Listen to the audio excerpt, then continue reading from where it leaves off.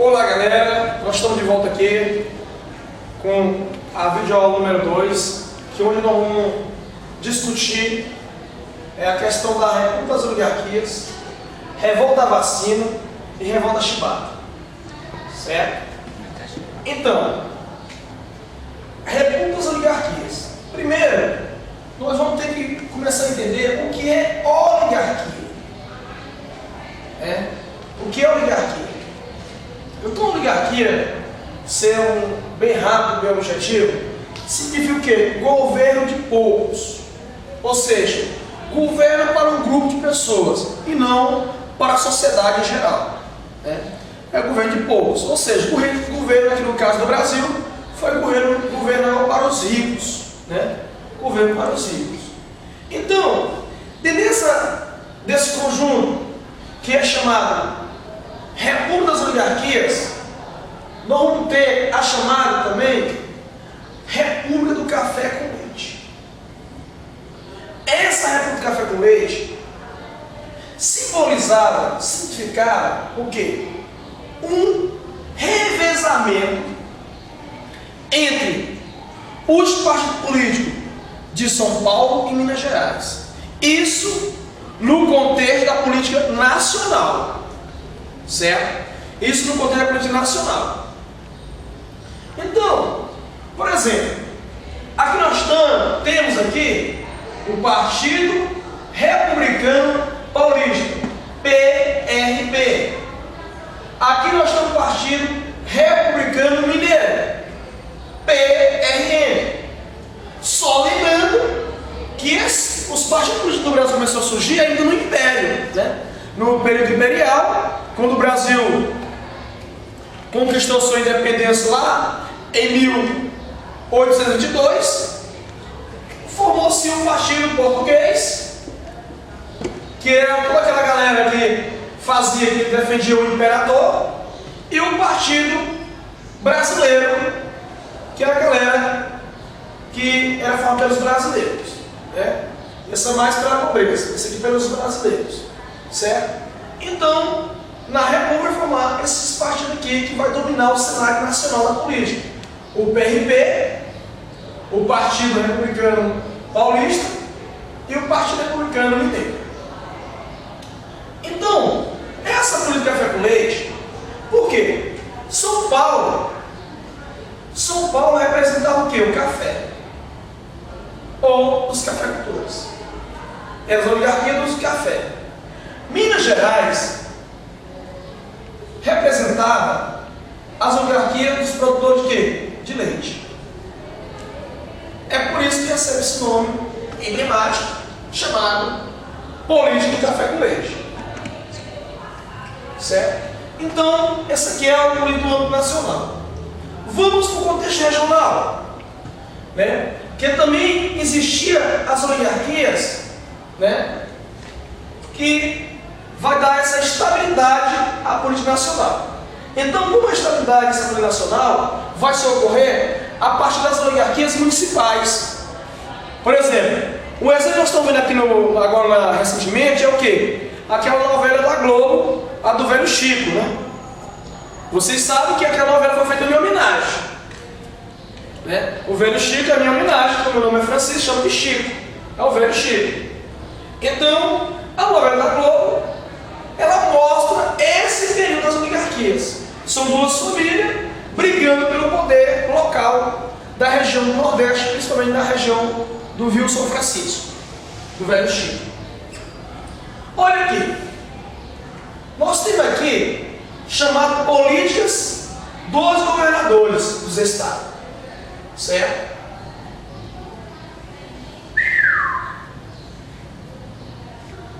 Ok? Como funcionava aqui?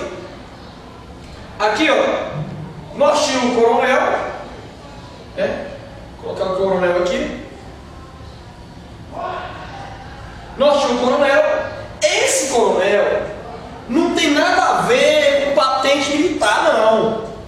Esse coronel era rotulado pela sociedade, pelo povo, de chamar de coronel, porque era um grande proprietário de terra. Ele era o quê? Um latifundiário. Então, devido à sua riqueza, esse coronel esse cidadão recebeu o nome de coronel. Esse coronel, ou o sistema em geral, é chamado de coronelismo, né? O sistema em geral é chamado de coronelismo. Então, esse coronel, ele tinha chamado aqui essas bases municipais, coloca aqui, municipais, município, chamado, me desculpa a expressão, mas chamado curral eleitoral. Chamado curral eleitoral. Aí eu coloquei o poder, ele tinha o poder local. O poder local. Então como funcionava esse curral eleitoral? O curral eleitoral, ou chamado também o voto do cabresto, né? Voto do cabresto. O voto do cabresto. Então, esse coronel, ele tinha o domínio desse município. Ele tinha o domínio do município. E muitas vezes ele dominava toda aquela sociedade do município. E a sociedade era o quê? Subordinado a esse coronel. Tinha que votar no candidato que o coronel indicasse. Tanto aquelas pessoas que moravam naquela pequena cidade, naquele município, e aquelas pessoas que moravam na sua fazenda. Era assim que eram formadas essas bases das oligarquias municipais. Então, presta atenção que funcionava o esquema aqui, ó. Volta pra cá. Então, esse coronel mantinha a base da política, municipais. Ele fazia uma aliança com quem? Com o governo. Ele fazia aliança com o governo, ó. Esse coronel fazia aliança com o governo. Esse governo fazia aliança com quem? Com o presidente. Ó. Fazer aliança com o presidente. Então o coronel formar essa base de eleitores aqui, ele fazia aliança com o governo fazia com o coronel. Em troca de quê? De benefício, de verba, de recurso. Esse coronel fazia esse trabalho, esse controle das bases eleitorais, no qual é chamado de curral eleitoral. Então, aqui é o seguinte, o coronel dizia assim, ó, o governo diz, olha, eu vou mandar uma estrada, fazer uma estrada, a ponte, né? A ponte. E assim se via essa política dos governadores. Essa ponte. Já o governador já fazia aliança com o presidente, com o governo federal, que já nesse momento aqui, praticamente faltando 2, 3 anos para as eleições, ele já sabia quem seria o próximo candidato presidente. Ou era de Minas Gerais ou de São Paulo. Ele já sabia quem era o candidato presidente já. Ou de Minas Gerais ou São Paulo. Então, o presidente, presta atenção, ó, vamos aqui de cima para baixo. Ou o presidente oferecia benefício aos governadores, certo? Os governadores ofereciam benefício ao coronel. E esses coronéis, eles, muitas dali que saíam os candidatos a vereadores, os prefeitos também locais do município, mas tudo era controlado pelos coronéis. Como assim, professor? Por exemplo, eu vou apagar aqui, né? Vou apagar aqui, e eu vou fazer um esquema aqui, chamado aqui, por exemplo, esse mapa imaginário é uma fazenda do coronel Pafuncio. Coronel Pafuncio. O nome da fazenda dele é Pé na Cova. Pé na Cova, né? Que é o sentido configurado aqui, né? Então aqui tem a casa do João, mora na frente do coronel, da Camila, do Adriano, Iraciene e a galera. Então, esse povo aqui, ele era subordinado ao coronel, morava na fazenda. Mais próximo da fazenda também tinha a cidade, né? esse coronel era dono da fazenda, mas ele tinha o quê? Voto na cidade. Também. Ele conseguia manter o poder do povo que morava com ele e o poder do povo que morava na cidade próxima.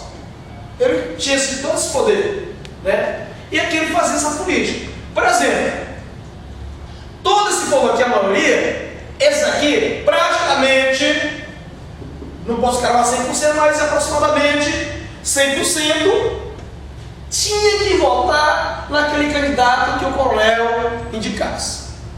Por quê? Se o cidadão não votasse naquele candidato que o coronel indicasse, ele poderia sofrer várias punições. Primeiro, poderia mandar embora da fazenda. Segundo, poderia sofrer ter castigo físico, né? Ou seja, a punição era bem certa. Por que isso, pessoal? Nós temos que observar que nesse tempo a população do Brasil, 80% dela era analfabeta. Não tinha uma sociedade ignorante. Outro detalhe, por que mais? Nós temos que perceber que em 1888 foi o quê? A lei que deu a origem à libertação dos escravos. Muitos escravos conseguiram sua liberdade, entre aspas, né? Mas essa libertação, assinar o papel é uma coisa, mas os coronéis aceitarem é outra coisa, é outra história, é diferente. Então essa libertação dos escravos passa a ter a sua autonomia, a sua liberdade, ela vai acontecer depois de 88 ao longo do tempo. Aproximadamente em 1930 ainda existia coronéis com negro, usando o negro como trabalho escravo, como a escravidão, né? Então muitas pessoas aqui, escravo, conquistou sua independência, mas não tinha para onde ir. Não tinha para onde ir. Então ficou aqui, por volta da fazenda do coronel. Então esse escravo também, ele não saiu dessa fazenda, ele continuou trabalhando para o coronel, com a visão ideológica de demagogia, dizendo que o cara estava ganhando um salário, mas na verdade ele continuava sendo escravo, que o que ele ganhava não dava nem para comer. Então esse coronel conseguia manter esses povos aqui, no qual é chamado o curral eleitoral. Votava para quem queria. Outra questão aqui, o poder local que ele tinha. Essa política também é chamada de clientelismo, não bonito. Bota o nome do filho de vocês, os meninos, meninas. Vem aqui, clientelismo, né? Eu já vou, papai, já vou, mamãe. Bota o nome do filho de vocês, nome bonito. Clientelismo é uma prática política que ainda tem no nosso meio ainda hoje. Ainda no nosso meio hoje, apesar de nós estar no século XXI, ainda tem essa prática do clientelismo. Como assim, professor? Se chama o quê? Troca de favores. Troca de favores. O cara vai aqui, o cara precisa do meio tijolo, o cara vai dar o dinheiro para ele por causa do voto. O cara não volta para dar um emprego para minha filha, para o meu filho. Aqui também existiu o clientelismo. Por quê? O cara conhecia naquela cidade, ele ia no coronel, pediu um remédio, o coronel dava. O cara precisava de uma madeira para colocar na casa, o coronel dava madeira. O cara precisava de, às vezes, de um pacote de açúcar de café, ele dava um pacote de açúcar de café. Mas tem uma coisa, mano. As eleições no Brasil é de 2 em 2 anos. Tem uma coisa, ele ia cobrar. Então isso aqui é chamado política que é chamado troca de favores, historicamente, cientificamente chamado de clientelismo. É a troca de favores, né? Aqui também existia chamado também uma comissão verificadora. Olha aí, cara, nome bonito. Comissão verificadora, bacana. Aqui, galera, presta atenção. Aqui é o seguinte: o coronel, botou o nome do coronel aqui, tem um nome do coronel. O coronel Pafúcio apoia o governador Binobaldo.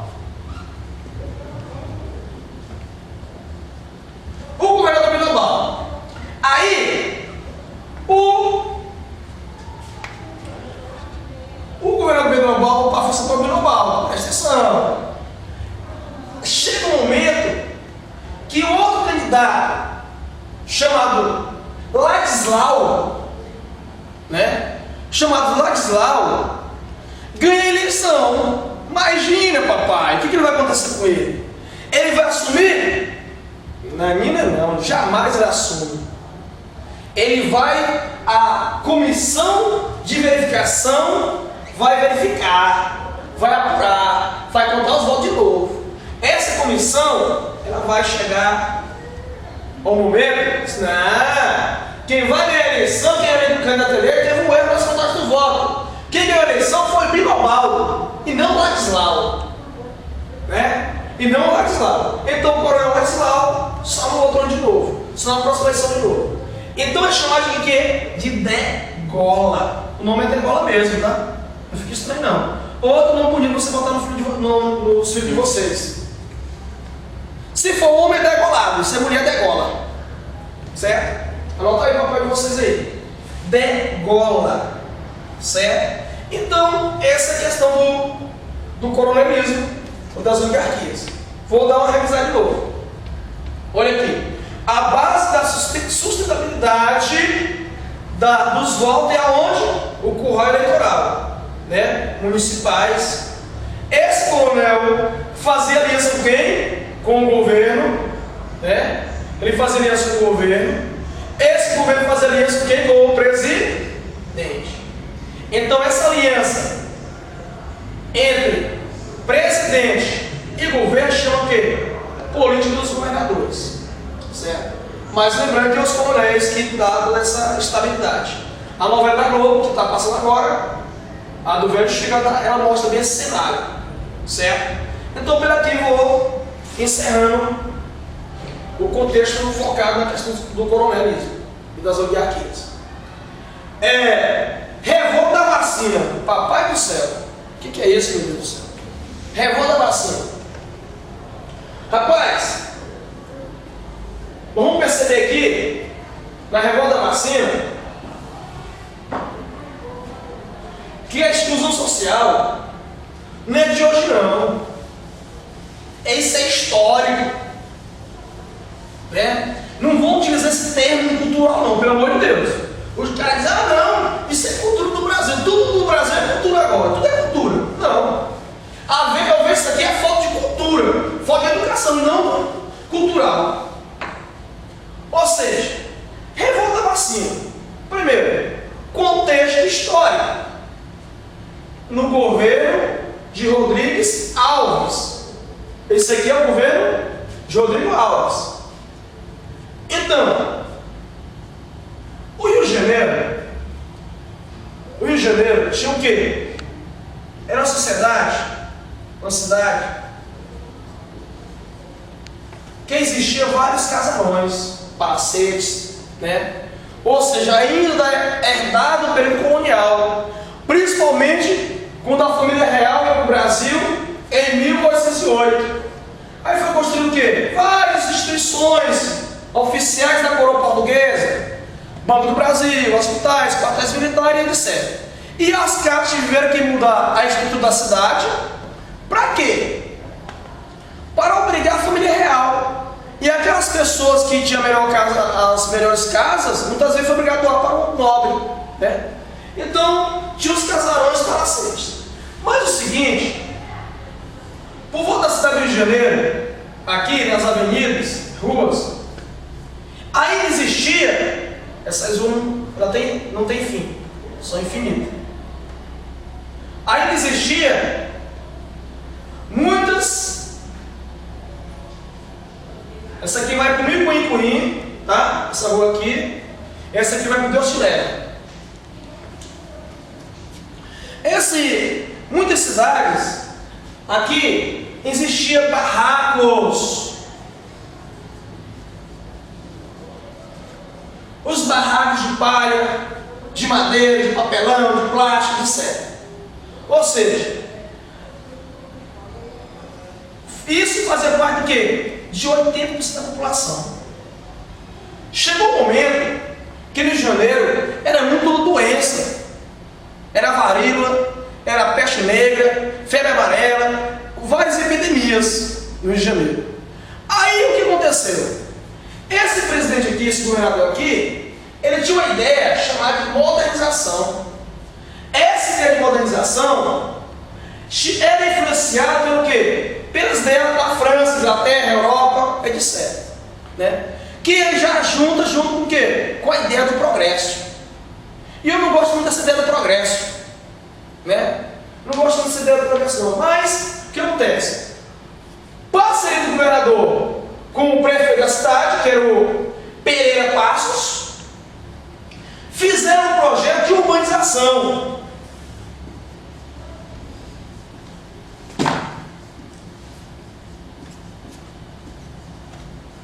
Projeto de urbanização. Olha um bonito aqui, ó. Projeto Bota Abaixo.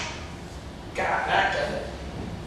Amigos, cara, eu imagino a mentalidade do governador desse. O cidadão, em vez de pensar como fazer um projeto de habitacional para dar casa para quem não tem, dar moradia para quem não tinha, não. Os caras tinham um barraco aqui, ó, perto dos casarões, derribam os barracos bonitos do cidadão, das pessoas, porque não podemos ficar muito longe, porque as pessoas aqui, ó, a maioria deles era formada por negros, remanescente da escravidão. Esses negros que estão sob liberdade não tinham onde morar. Eles iam procurar lugar onde? No Rio da cidade. Aí quando o prefeito faz isso, derriba os barracos a partir do projeto Bota Abaixo, esse povo mora onde, galera? Ó, as montanhas, os morros, né? Nos morros do Rio de Janeiro. Aí o cara era tão ignorante, ele não entendia que esse negro indo para os morros, ele ia trabalhar de quê? Ia morar de quê? Né? Aí começa hoje o processo, nós temos aí imensa de marginalidade, criminalidade. Uma coisa que deveria ser feito um projeto para resolver o problema aqui, aproximadamente 1904. Mas não, excluíram esse povo daqui, aí tá, beleza, fizeram as avenidas bonitas no Rio de Janeiro, espelhando na Europa e na França. Mas pelo outro lado, esse presidente, esse governo, esse prefeito, estava fazendo o quê? Praticando uma exclusão social. Social, política e econômica. Essa ação do governo e do prefeito da cidade de Janeiro. Aí vem mais um cara que é conhecido de vocês, que era o diretor da saúde, chamado Oswaldo Cruz. Aí vem a questão das pestes que eu falei anteriormente, né? Então, essas epidemias. Vem aqui. Ele vai ter que aprovar na Assembleia Nacional a lei da vacina obrigatória, moleque, para todo mundo. Não vai escapar ninguém. Todo mundo vai ser picado pela vacina, né? Vai vacinar todo mundo. Só que nessa época, gente, nós temos que entender que a nossa sociedade, ela não era conscientizada, né? Ela não era conscientizada a certo de tratamento, né? Principalmente a questão da saúde, a questão da vacinação. Ainda hoje, nós temos propaganda na televisão, na internet, nos meios sociais, de comunicação sociais, no rádio. Nós temos a resistência de procurar lá o hospital, o posto de saúde da nossa cidade, do nosso bairro. Agora tu imagina 100 anos atrás, naquele período ali, início do século XX, como é que era a resistência? A falta de informação dessas pessoas, né? Que eu falei que 90%, 80% delas eram o quê? Pessoas carentes, miseráveis, né? Então, essa lei da aprovação da vacina obrigatória vai causar um tumulto. Aí vem a campanha A Brigada Mata Mosquito. Olha o nome da campanha.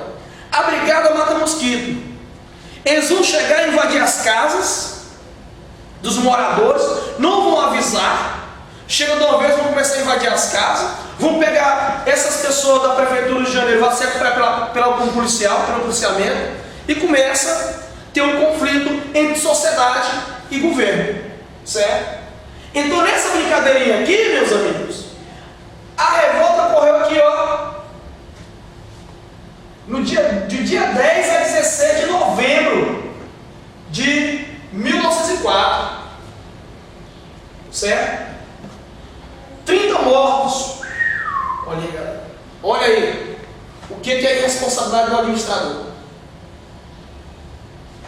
A responsabilidade do administrador. 110 feridos. Tá vendo? 110 pessoas feridas. Aqui, para parar esse movimento, essa revolta, chama a brigada, chama-se Força Armada, para poder parar essa revolta. Então aqui, ó, muitas pessoas foram presas. Os presídios de janeiro ficou tão lotado que foi obrigado a mandar pessoas para o presídio do Acre e de Manaus, na Amazonas, né? Então foi muita gente presa, que é tão tal que os presídios do Rio de Janeiro não cobrem quantidade de pessoas. Foram obrigados a mandar para o Acre e para o Amazonas, a cidade de Manaus. Então, só para concluir a revolta da vacina, eu vou colocar aqui, ó, o que foi de modo geral a revolta da vacina, dando um similar de vocês, galera, ó. A insatisfação da população com os benefícios de uma modernidade urbana e autoritária. Autoritária por quê? Porque não consultou o povo, não preparou o povo para essa campanha. O povo foi pregado de surpresa. Então, já existia o quê? A ideia aqui do projeto Bota Abaixo. A economia do Brasil não estava estabilizada, né? Quem mais sofria é a classe baixa, a classe pobre, né? Naquela época, era quem mais sofria. O cara era excluído do serviço, do trabalho, né? Não tinha melhor salário na cidade, não era respeitado como cidadão, principalmente a comunidade que era a negra, né? A comunidade negra e outras comunidades, mas aqui quem vai ser afetado mais a comunidade negra. Aqui, nesse período aqui, tem muitos pobres brancos também, né? Então, isso aqui é a revolta da vacina, esse aqui, certo? Continuando a aula, nós iremos discutir a revolta chibata. Chibata. Olha os caras aí. Revolta chibata. Olha aqui. Revolta chibata, ela ocorre no dia 22 a 27 de novembro de 1910. Essa revolta chibata, ele é um pouco diferente da revolta da vacina. A revolta da vacina, ela teve uma participação da população em geral. Essa revolta chibata, ela foi um movimento mais dentro do contexto das Forças Armadas da Marinha Brasileira. Mas é um movimento social porque, né, ela vai se tratar do quê? De preconceito, racismo e etc. Então vamos ver. O presidente da época era o Hermes da Fonseca. Aí eu coloquei para vocês a ideia central aqui, ó. Ó, preconceito racial. Como assim, moço? Mais uma vez buscando essa data aqui, 1888. Muitos negros não tinham de trabalhar, não tinham onde de morar, vendiam, ficar na rua vendendo palhinha, rapadura, né? E outros produtos, né? Na feira. E muitas vezes essa Marinha brasileira, ela olhava para esse negro como um preconceito, ela olhava para o negro como marginais e não como cidadão. E a Marinha brasileira, ela comprou vários produtos, né? Vários produtos. E entre esse produto bélico foi o quê? Navios. Naquela época, os navios mais modernos da América Latina. Certo? Naquela época eram os navios mais modernos da América Latina. Então, começou a fazer esse recrutamento de marinheiros negros, né? Só que o problema era o seguinte: existia o quê? O preconceito racial. Que esses marinheiros vão se tornar o quê? Oficiais, no qual é chamado de marujos, né? Então, o tratamento para o marinheiro negro era diferente do marinheiro branco, né? Aí vem aqui, vai chegar um momento que esses marinheiros brasileiros oficiais vão fazer um intercâmbio com a Rússia e com a Inglaterra, né? Com a Rússia e com a Inglaterra. E com isso vão ter um contato com cultura diferente, comportamento diferente, e vão perceber que lá na Rússia e na Inglaterra, os marinheiros já tinham abolido o Código de Castigos Corporais. Esses marinheiros da Rússia e da Inglaterra já tinham abolido o quê? O Código de Castigos Corporais. Enquanto isso continuava no Brasil. E quem só apanhava era o negro, o branco não apanhava, né? Então isso aqui era o quê? Código de Castigos Corporais direcionado para o negro, né? Outro elemento, baixos salários. Às vezes chega até a observar que o oficial branco ganha mais do que o negro. Essa é a ideia principal da reivindicação, ó galera, ó. Castigos corporais. A injustiça, concessão de patentes. O que é isso? Para mudar de patente, subir de patente era mais difícil o negro subir do que o branco, né? Concessão de patentes. Dentro desse contexto aqui, vai ocorrer um episódio na Marinha de Minas Gerais. Em Minas Gerais, vai entrar um oficial negro, um jovem, não estava ainda adequado às regras, às condições, e ele entra com a bebida a bordo do navio. O que vai acontecer? Esse cidadão é chamado Marcelino Rodrigues Menezes, certo? Marcelino Rodrigues Menezes. Devido a ele entrou com uma bebida a bordo, ele vai pegar aproximadamente, nós não podemos cravar nada exato, né? A linguagem é aproximadamente 250 chibatadas, né?